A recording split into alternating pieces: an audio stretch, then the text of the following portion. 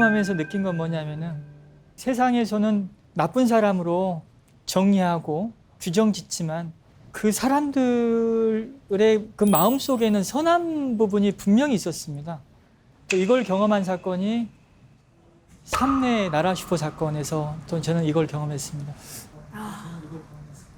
자, 이 사건을 모르시는 분도 또 계실 수 있을 것 같아서 제가 먼저 설명드리겠습니다. 1999년 2월 6일 새벽 고요한 집으로 3명의 강도가 침입했습니다. 이들은 최 씨 부부와 유모 할머니의 손발, 입을 청테이프로 묶고 금품을 갈취하던 중 할머니가 사망하자 도주해버렸습니다. 사건 발생 9일 후 경찰은 동네 청년 3명을 범인으로 체포해 자백을 받아냈습니다. 청년들이 징역을 살게 된 해 11월 부산에서 사건의 진범이 나타나 자백했지만 무혐의로 풀려났습니다.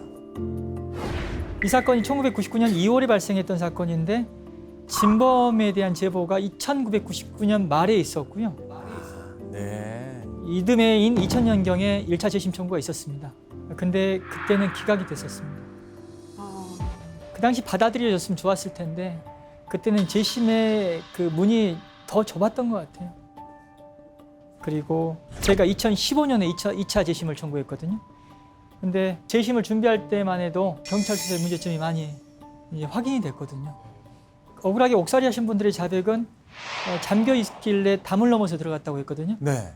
실제로는 고장나서 문을 잠그질 못했던 곳이었거든요. 그런 부분들, 그리고 그 당시 한글을 읽고 쓰는 걸 어려워하시는 분이 계셨는데 그분의 그 자백이 담긴 진술서의 문제점들, 그런 부분들도 함께 부각을 했습니다. 그리고 이 사건은 참 특이하게도 진범과 함께 했습니다. 형사처벌을 각오하고 자백을 했는데 풀려났던 사람들이죠. 근데 그 세 사람 중에 한 사람과 연락이 닿았고요. 또 그분이 법정에 나와서 증언까지 하겠다고 했고, 그래서 재심이 상대적으로 쉬웠습니다. 진범이 나타나서 자백을 했기 때문에. 그러니까요. 그래서 진범들은 그 자연스럽게 문을 열고 들어갔다라고 자백을 하고, 강취당했던 피해품인 폐물, 그 폐물의 어떤 형상과 일치되는 진술을 진범이 했었거든요. 또 그분은 법정에서 증언한데 그친 게 아니라 피해자와 유가족을 찾아가서 용서를 구했고요.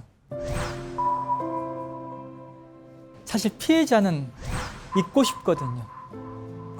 또 그 사건으로 인해서 삶이 많이 망가졌거든요. 근데 잊고 싶고 지우고 싶은 기억들을 다시 꺼내고 또 법정에서 얘기하고 한다라는 거 쉽지 않고, 또 법원에서 확정한 범인이 있는데도 불구하고 그 범인은 가짜 범인이다라고 주장하면서 재심을 돕는다라는 것도 더 쉽지 않습니다. 예. 근데 이 삼내 나라 슈퍼 사건은 그게 가능했죠. 그때는 솔직히 처음에는 좀 솔직히 별 기대감이 없었어요. 좀 죄송하지만. 근데 이제 만나 뵙고 얘기를 하시다가 보니까 제가 느끼기에는 정말 이 사람들의 억울함을 풀어주려고 하시는구나라는 걸 제가 느꼈어요.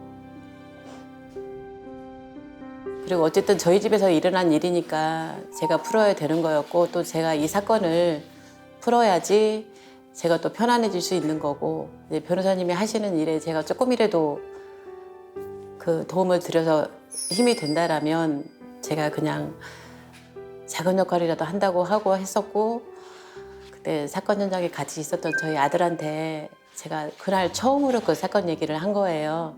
어떡할까라고 물어봤더니 딱 그냥 한마디 해야지 딱 하더라고요. 그래서 이제 딱 시작하게 된 거예요.